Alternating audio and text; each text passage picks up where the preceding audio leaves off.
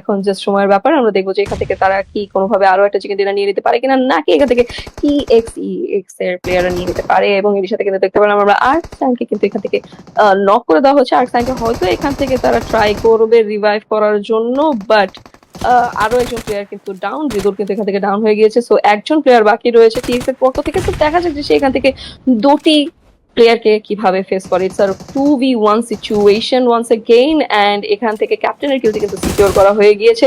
So দেখা যাক যে কতক্ষণ আর সে টিকে থাকতে পারে। শেষ মুহূর্তের ফাইট, কেএসএক্স তারা মিস্টেক করতে চাইবে না। CS6 যে অ্যাডভান্টেজটা শুরুতেই জোন ক্যাপচার করে আদায় করে নিয়েছিলেন সেটাকে এবার কনভার্ট করছেন চিকেন ডিনারে। Just a matter of time. Deadly তিনি ডাউন হয়ে গেলেন। 1 ভার্সেস 1 ক্লাচ কি করতে পারবেন? সেন্ট্রি এইচপি কমে গেছে।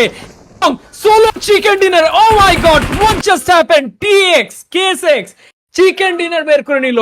একা একটা অসম্ভব পরিস্থিতি থেকে নিজের দলের জন্য তিনি উইনে চিকেন ডিনার বের করলেন। What a performance, perfect Realme clutch moment. দর্শক এই মুহূর্তে অবশ্যই একটা লাইক হয়ে যাবে কেএসএক্স এর জন্য। তারা যে পারফরম্যান্সটা করলেন দ্যাট ওয়াজ ক্রেজি। আমি তো ধরে নিয়েছিলাম চিকেন তারা মিস করবেন। লোয়ার গ্রাউন্ডে স্মোকের ভেতরে র্যান্ডম স্প্যাম দিল, ফিনিশ হয়ে যাওয়ার কথা, বাট না, তিনি সেখান থেকে বেরিয়ে একটা আক্রমণ করলেন। এরপরে ফাইটটাকে 1 ভার্সেস 1 কনভার্ট করেছেন এবং সেখান থেকে চিকেন ডিনারটা কনফার্ম করে নিলেন। What a team and what a performance. What a gameplay coming out from this particular player, Felix. And খুবই চমৎকার। রেড করব দা রাইট ব্যাক কই আলায় বাই বাই ওয়াচ আউট করে আর রেডিস থাকবো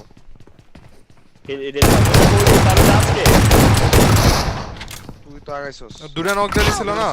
আরে দাঁড়া দাঁড়া দাঁড়া দাঁড়া ওগার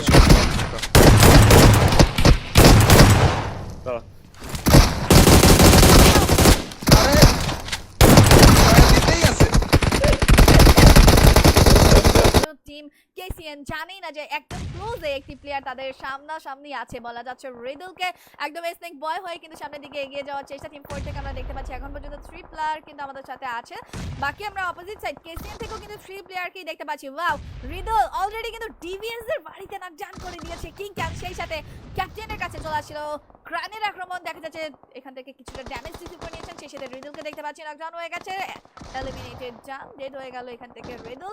দেখা যাচ্ছে ভিএস ক্যাপ এখন পর্যন্ত কিন্তু সেম পজিশনে আছে। সেই সাথে কিংকে আমরা দেখতে পাচ্ছি নকডাউন। ইমতিয়াজের হাতে গ্রেনেড দেখা যাচ্ছে শুরু দিচ্ছেন সামনের দিকে, তবে নকডাউন কিন্তু এখন পর্যন্ত বের করা পসিবল হচ্ছে না।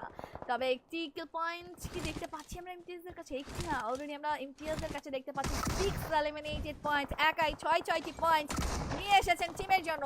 আমরা একটু ইমতিয়াজের কাছে হোল্ড করে দেখতে থাকি এখান থেকে কি করেন। টিম 4 থেকে দেখা যাচ্ছে আমাদের কিন্তু এখন পর্যন্ত 2টি প্লেয়ার আছে অলরেডি, তারা কিন্তু 2টি প্লেয়ারকে লস্ট করে গেছে। বলা যাচ্ছে এখান থেকে কিন্তু লস্ট হয়ে গেছে তাদের প্লেয়ার। এন্ড সেই সাথে ইমতিয়াজ, আমরা তার কাছ থেকে একটি ফাইট দেখতে চাচ্ছিলাম, বাট ইমতিয়াজের কি দেখা যাচ্ছে যে নকডাউন হয়ে গেছে। কিলের কাছে চলে যাব আমরা। দেখা যাচ্ছে ক্যাপ্টেনের উপর আক্রমণে ট্রয়, হাতে আছে ডিভিএস। 1v2 করতে হবে, না হলে কিন্তু লবিতে চলে যাবেন তারা। অলরেডি বলতেই কিন্তু স্কেপ কিন্তু টাটা বাই বাই বলে দিয়েছেন। আর সেই সাথে নিয়ে নিয়েছেন কিল পয়েন্ট। দেখা যাচ্ছে টিম আপাতত এখানে কিন্তু LM10 তিনি আসলে ওকে, সো মোরটফটা সেখান থেকে কিন্তু আসলে বেশ বড় বিপদ তৈরি করলো। গ্রেনেড হলে হয়তো এই বিপদটা হতো না, বাট যাই হোক, আপাতত আমরা কিন্তু ডিনারকে দেখতে পাচ্ছি পেছনের দিকে। যদি কেএসএক্স কোনোভাবে ফ্ল্যাঙ্ক করতে চায় সেখান থেকে একদম পিওর একটা বাধা তৈরি করা সম্ভব। তবে এভিল বয়েজ যে পজিশনটা আসলে ডিনার করেছে সেই পজিশনটাকে কোনোভাবে কিন্তু ইউটিলাইজ করতে পারছে না, জাস্ট বিকজ ভেতরে থাকা প্লেয়ার এক এক করে নক হয়ে যাচ্ছে। আসলে নকার পাল্টানক আমরা এখান থেকে এক এক করে কিন্তু হচ্ছে দেখতে পাচ্ছি। বাট ভিউয়ার্স, সো ফার আপনার ম্যাচগুলো এনজয় কতটা করছেন অবশ্যই ডু লেট আস নো। আমরা এখান থেকে কিন্তু জাস্ট অল্প কিছুক্ষণের মধ্যেই দেখতে পাবো আমাদের এই ম্যাচের সেই ক্লাইম্যাক্স, যেটা দেখার জন্য হয়তো অনেকেই অধীর আগ্রহ অপেক্ষা করছেন পুরোটা সময় জুড়েই। আমরা ওভারঅল রেজাল্টস এন্ড বাকি সকল ইনফরমেশন এখান থেকে দেখাবো এক এক করে, বাট সেটার জন্য অবশ্যই you just have to subscribe to the YouTube channel that you are watching this stream on. So সেটা এখানে কিন্তু হচ্ছে ভুলে যাওয়া যাবে না। বাট ভিউয়ার্স, আমরা এখান থেকে আবারও দেখতে পাচ্ছি EZ-D9 চলে আসে ফিট ওয়ারিয়ার, সামনে আছে কেএসএক্স। দুইটা দলের মধ্যে বড়সড় একটা ফাইট এই মুহূর্তে কিন্তু আমরা আবারও দেখতে যাচ্ছি। এক্স্যাক্টলি, একটা বড়সড় ফাইট এখান থেকে শুরু হয়ে যেতে পারে এবং আমরা এখান থেকে কিন্তু দেখলাম কেএসএক্স তারা জিতে গেলেন ফাইটে। রোটেশন করতে হবে প্রায়